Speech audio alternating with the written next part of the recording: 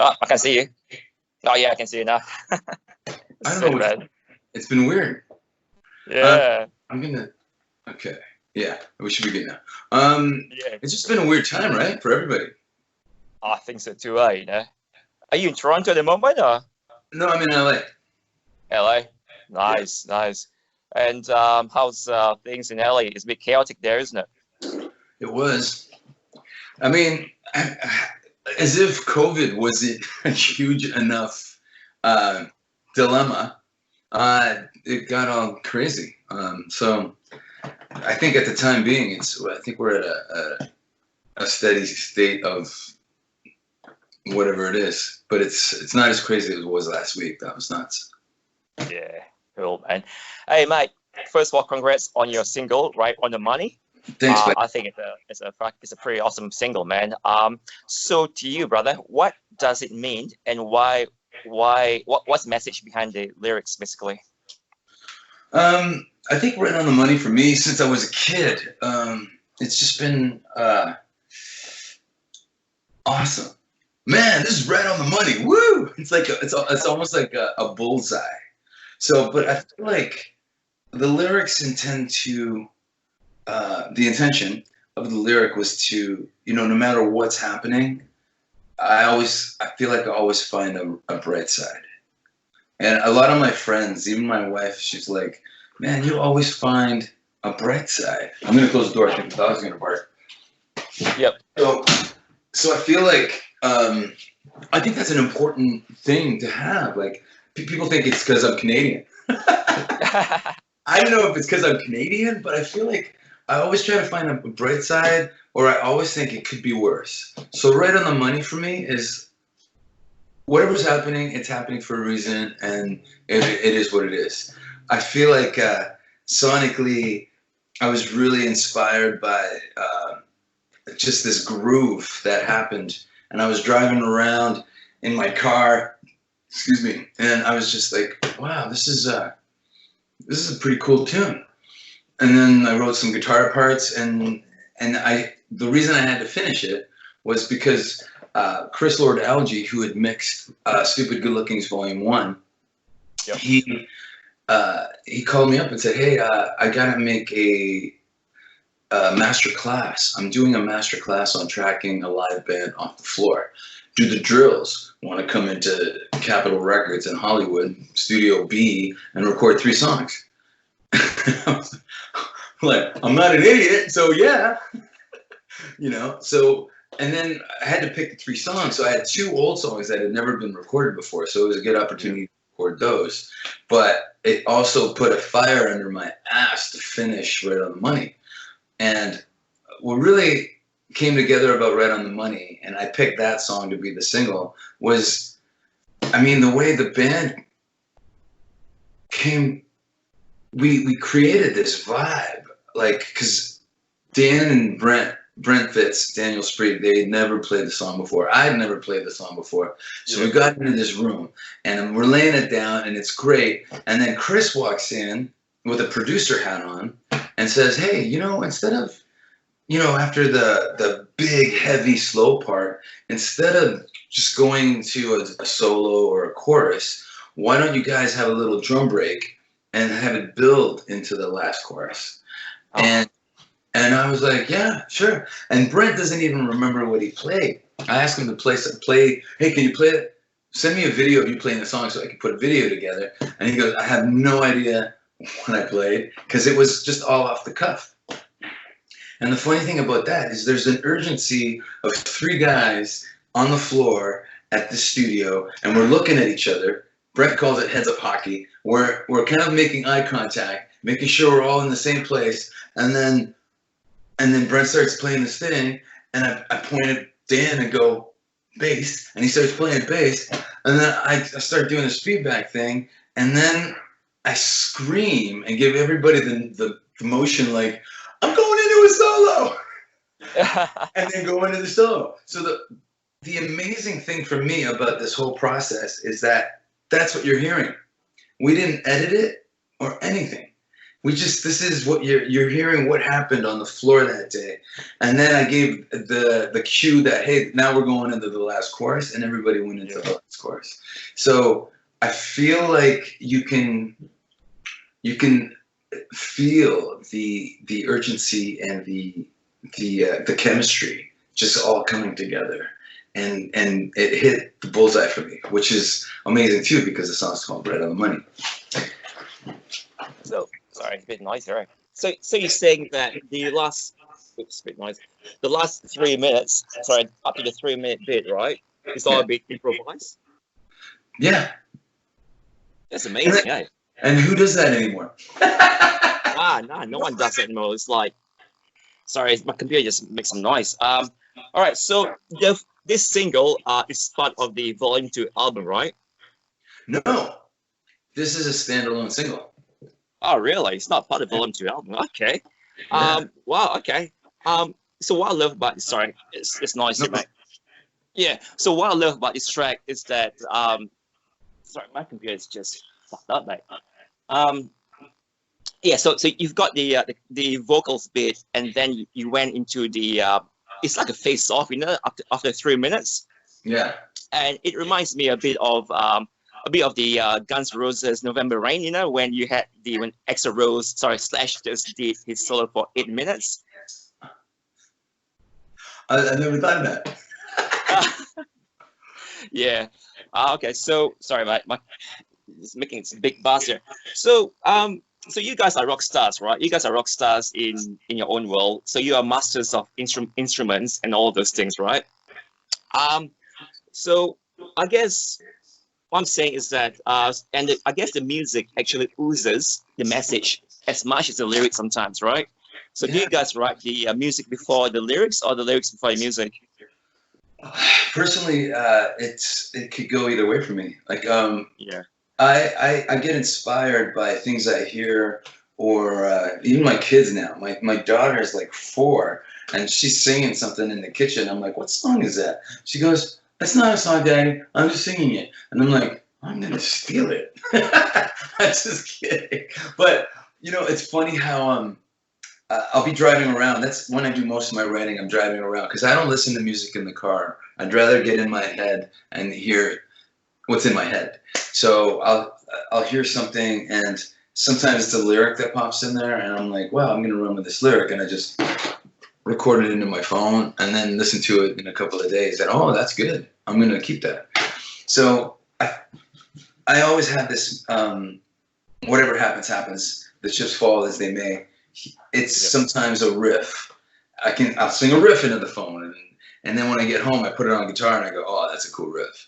But sometimes you write a riff and you sing it into your phone, and you get home and it's trash. But so I don't think a formula works for me. No. Why I could either write a lyric and then put a song to it, or write a song and then put a lyric to it. I feel like I don't want to be strapped to a formula. Yeah. For me, that doesn't work. And you guys have different drummers for each track in this upcoming album as well?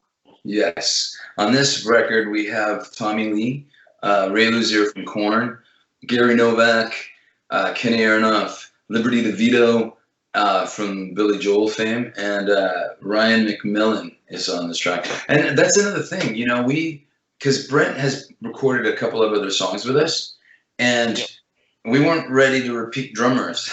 So we even have another song in the can with Brent, which is called Heal. But I'm like, do we want to repeat drummers? I mean, we got all these other drummers that we haven't featured yet, so we're gonna keep the drummers coming in, you know? I mean, this started as, it was gonna be one record. It was gonna be 10 songs with 10 drummers. But then there was 12, and then there was 14, and then there was 17. So it's kind of like, you know, it's too much content. Like the way people look at music today, and their artists, their fanship is based on the content that the artist puts out. They want content, and they want a lot of content, but they don't want it all at the same time. Or that's my theory anyways. So that's why it became volumes. That's the story there. And is this, because I know different drummers have different feel to it, is this to provide the eclecticness of this album, perhaps? Sometimes, I mean, I was, for instance, Tommy. Tommy's a friend. I played on all of Tommy's solo records, so we've had that bond for years. And when I had a song, I came up with a song for Tommy. I had Tommy in mind. I had his drumming in mind for the song. I went and watched some Mortley Crue live shows, and I listened to his solos and the groove that he played in the solo. I'm like, I'm gonna write a song to that groove. So I write a song to the groove, and I send it to him, and I go, hey man, what do you think of the song? You want to track it? And he goes, man, I want to track it, but I think it's a little fast. Let's slow it down. So we ended up going into the studio and slowing it down by like 10 beats per minute, which is a lot if you're around, say it went from 136 to 126. That's a big jump. But yeah, it actually brought the song to life. So he was right, and that's why he's Tommy Lee. But for instance, the song, if you go back to volume 1, I wrote Something to Say with Matt Chamberlain in mind, because I had already worked with him on other records. I wrote No Woman of Mine with Abe Laboriel Jr. in mind, and he killed it. So, I mean, I know me and Glenn Sobel, we always, we're huge Van Halen fans. I'm a huge Ed fan. He's a huge Alex fan. So when I wrote a song that had that vibe of Van Halen 1, I was like, hey man, you need to play on this track. And he loved it. So he came in and nailed it too. So it's been an incredible experience, because I love drums. I love drumming. I love drummers, and I suck at drums. So, which is why I had so much fun with this. And me, I had played with a lot of these drummers before, but Dan hadn't. So, and Dan being a Mortley Crue fan, he comes in the studio and he's like, are we really playing with Tommy Lee today? I'm like, yeah, we are, buddy. So it was even more exciting for him. So I'm just going to change my venue because my computer is making this buzzy noise, mate. Apologize for this. So how's Tommy Lee like in real life? I mean, is he like a cool dude, mate, as how he portrays us? Well, I say he's, when it comes to music especially, he's like a 12-year-old kid in a toy store. But that's his charm. He, in fact, he loves music. He's another guy that loves music. He loves grooves. He loves, people that get into music and dance and stuff like that. We that's why I started DJing. But when we were recording, we didn't record Tommy. We recorded Tommy later in the year, but we were at his studio in Calabasas recording. And when we did Something to Say by with Matt Chamberlain, Tommy walked in because he heard what we were doing upstairs. So he came, walked in, and he's going, man, this is great. This is amazing. Hey, what'd you put on your vocals? That sounds great. And he's getting into it. And then it gets to the bridge, and the head bobbing stops. He just stops. And I'm like, I gotta change the bridge. If I wrote a bridge that makes Tommy stop bobbing his head, I need to change that bridge. So I literally changed the bridge. And I totally forgot that story. You're the first one to hear it. So we were talking, and then I sent him the track, and I'm like, by the way, I changed the bridge because you stopped nodding your head. And he said, what? I go, you were listening to the track. You stopped the body language. So I figured for you to stop the body language, the bridge wasn't right. So I rewrote the bridge, and this is the new bridge. And he loved the new bridge. He goes, man, I just love the bridge now. I don't know if it's my fault or if it had anything to do with it, but it's awesome now. So it's kind of like, I think it's really important to pay attention to people you respect.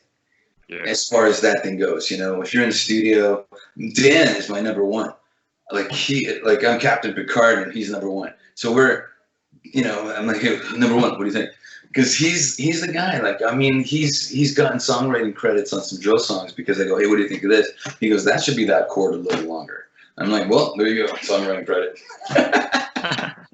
And this is a really cool part. Dan actually wrote a song that's going to be on volume 2 called Feel Better. Yep. And the cool thing, we got to play that live in the UK a few times before we got sent back because of COVID in March. But it got a really great response. And Dan, he sent me the song. He goes, "Hey, what do you think of this tune? I'm putting it on my solo record." And I'm like, "This is great. You're not putting it on your solo record. We're doing it for the next Drills record." I stole his song. I mean, he gets the credit for writing it and everything. But if it's like, he's my bro, so I call him my left wing for life. We have this thing. No matter who's playing drums, which is really important. No matter who's playing drums, Dan is the glue between me and every drummer. And that's what means everything to me. It's like, he's just, he like, I play a little bit on top and every drummer lays back a little bit and he just fills the gap. So it's an incredible situation to have that in your rock and roll, you know? Is there a Tommy Lee solo in one of your tracks in the album? Is there a Tommy Lee? A solo, like A just Tommy drum Lee solo? solo. Yeah. Nah, I think that is true. Yeah. So what can we expect for the rest of the albums? Like the kind of music, the sounds, is it similar to Volume 1? It is. There are some departures. Sorry, from like I'm very open about my influences, as you can tell. So you hear a little bit of Zeppelin in my songs, you hear a little Van Halen in my songs, you hear a little bit of AC/DC in my songs. So that's a congruent continuation of music direction. But the cool thing about Volume 2 is like the Tommy Lee song. Like, I've had some people listen to it and they're like, "Who's singing?" I'm like, "That's me," because I have many different voices as well. And they're like, "You sound different. It sounds great." Oh, so I don't usually sound great? Thanks. But in this case where it's like the song, I listened to the song that we did with Ray, and we recorded with Ray at Foo Fighters Studio 606, and that song for me is like, it's just a guitar, a bass, killer drums, and a vocal, and you could mix it like shit, and it would still deliver the message. Like, it's just the way we played together. Just really, it just locked up in a really great way. So it's I'm really excited about that. That one's called "Don't Wake Up Dead." The song that we did with Gary, again, you hear my modern rock influences, but it's still, there's more classic rock. Like, it gets to the chorus and I'm screaming like David Lee Roth, because I love that. Is that your dog? You hear my dogs? Yeah. My dogs. Yeah, sorry, go ahead. It'll be a minute. Wait. I think it's your background vocals, mate. What's that? It's your backing vocals, buddy. The dogs? Hold on a second. It's all right, buddy. Guys, what's up? Hey, what?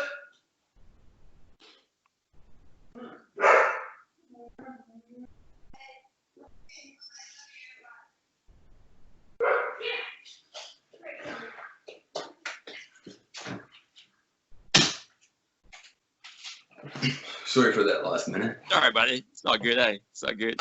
Yeah. So, mate, where are you? David Grohl. Something about David Grohl. You mentioned about David Grohl. I did. I saw David Grohl. His studio.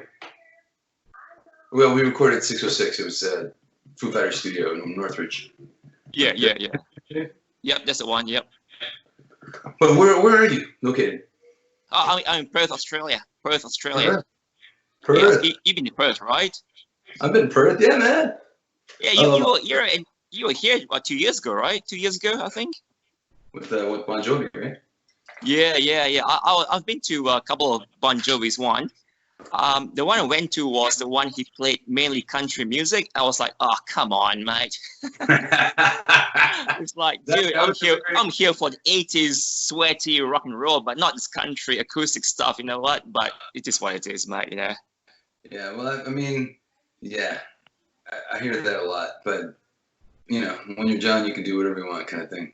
But Exactly. I love that we do a lot of the old stuff, and we do a couple of tunes of the country ones, and then some of the new stuff rocks too. So it's been a good thing to be a part of. You know, watching the growth of the band is one thing, but being a part of it is something else.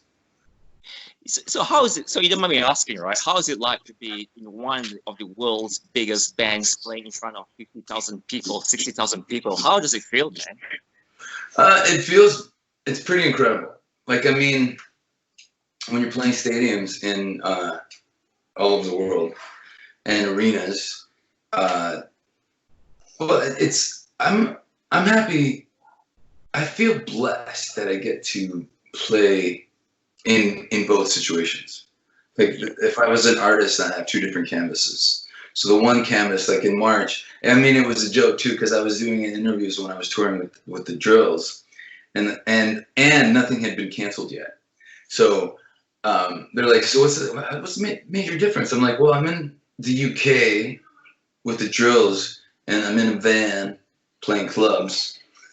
And in June, I'm back to jets and arenas. Yeah. So it's kind of, it's funny, but I do feel blessed. Like, I mean, I don't mind climbing into a van in the freezing cold and then getting to the gig and throwing my own amp on stage and plug in and play. I love doing that with the Drills because I'm delivering my message. It's my story, and I get to be 100% Phil X. And in Bon Jovi,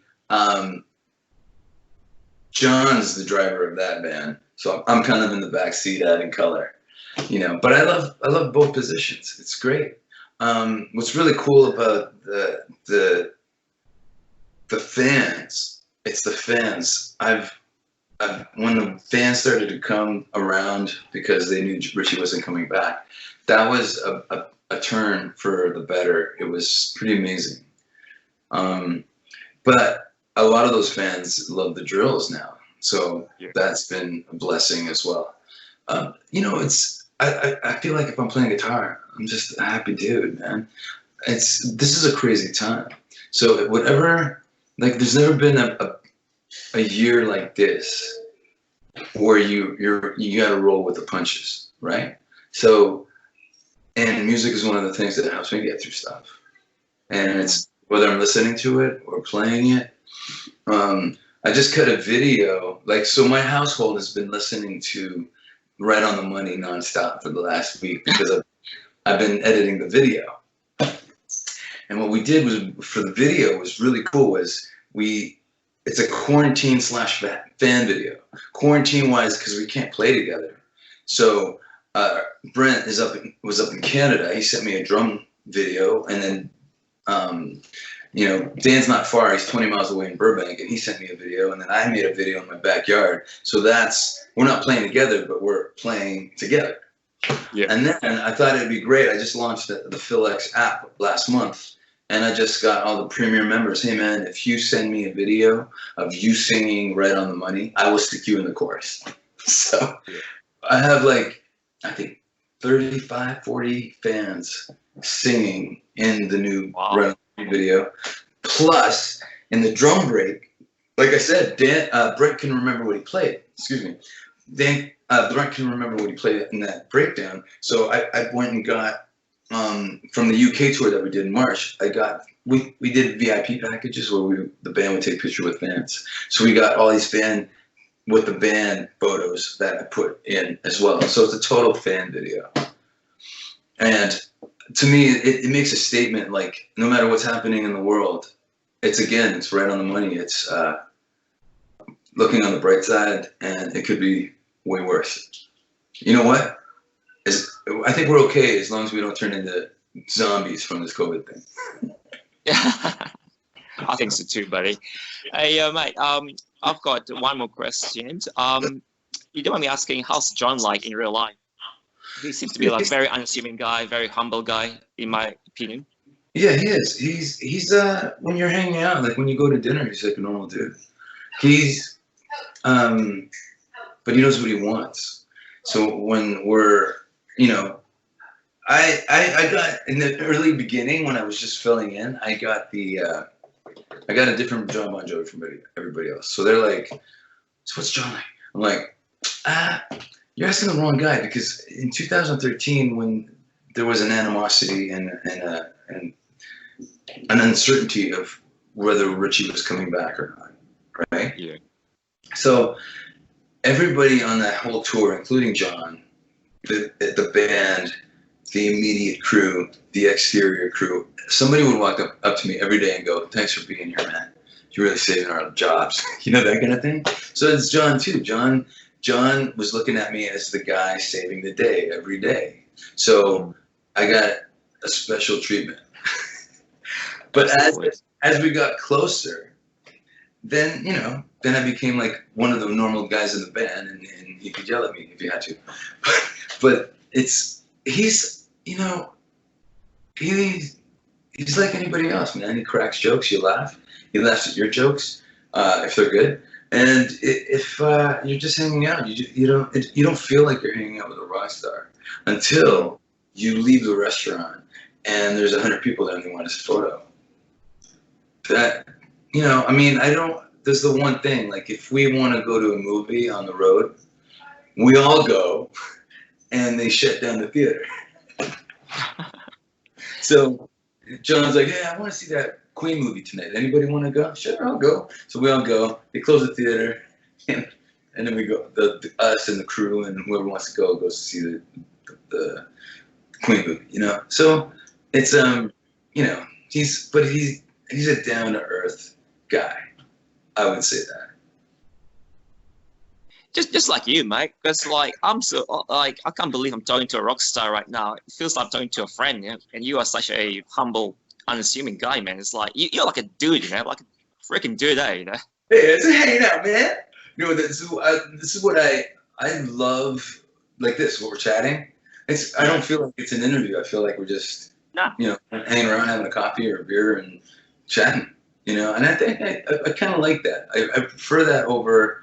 You know, I don't like feeling like I'm being interviewed, but I like talking about myself. I'm kidding. I don't like talking about myself. But you know, when people ask questions, I got the answers, man. I feel like I think I have a really good story, and I love what I do.